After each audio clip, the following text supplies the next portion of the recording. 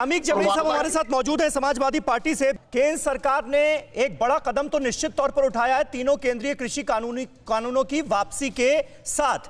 अब क्या राजनीतिक तौर पर भी ऑपोजिशन हवा दे रहा है क्या इस आंदोलन को और किसान नेताओं को, जिसकी वजह से हम देख रहे हैं कि किसान आंदोलन अभी तक समाप्त नहीं हो पा रहा है? समीर भाई, सबसे पहले तो आपके टेलीविजन के जरिए माननीय नेता मुलायम सिंह यादव जी को जन्मदिन की बहुत बहुत बधाई।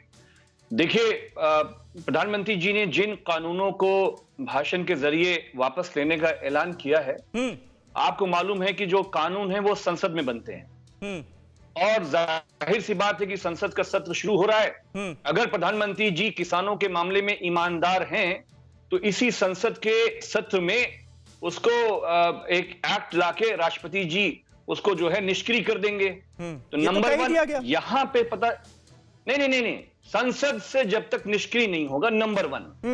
नंबर टू ये है कि प्रधानमंत्री नरेंद्र मोदी जी का खुद एमएसपी के गारंटी पे जब वो 2012 में एक कमेटी के सदर थे तो उन्होंने कहा था कि एनी हाउ एमएसपी पे गारंटी किसानों को मिलना चाहिए। तो हमें लगता है कि आदरणीय प्रधानमंत्री नरेंद्र मोदी जी को इस पे कोई दिक्कत नहीं होना चाहिए। और रही बात इलेक्ट्रिसिटी अमेंडमेंट बिल की, आप चाहे पराली का मुद्दा हो, चाहे उसमें किसानों को जेल भेजने का मामला हो, इस पे किसान, हमारे जो कृषि मंत्री हैं उन्होंने कहा था कि पीएम सब चाहते हैं कि वो किसान जेल ना जाएं और हम इसको वापस ले लेंगे। मेरा यह कहना है कि अगर प्रधानमंत्री जी भारतीय जनता पार्टी ईमानदार है तो सीधे सीधे एक हाई लेवल मीटिंग आप बुलाइए, किसानों की 1-to-1 बातचीत करिए।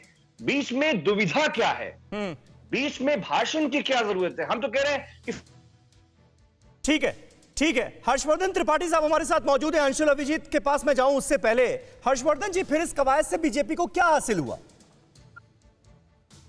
देखिए समीर, सबसे पहले तो मैं ये कहूंगा कि प्रधानमंत्री नरेंद्र मोदी ने जो तीनों कृषि कानून वापस लेने का निर्णय लिया है, ये बेहद खराब है और ये देश के 80% नहीं, हम लोग जो नए आंकड़े देखते हैं वो ज्यादातर जो छोटे और सीमांत किसान हैं वो 90% से ज्यादा है।